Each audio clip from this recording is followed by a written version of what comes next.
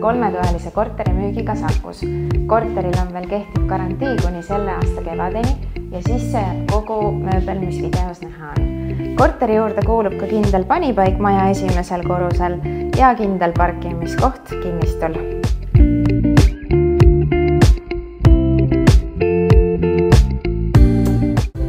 Sinu uuel kodul on ka 2 rõdu ja paistab siis elutuppa kööki sisse päeva ja õhtu päike. Tule vaata siis lähemalt, milline see vaade hakkab olema.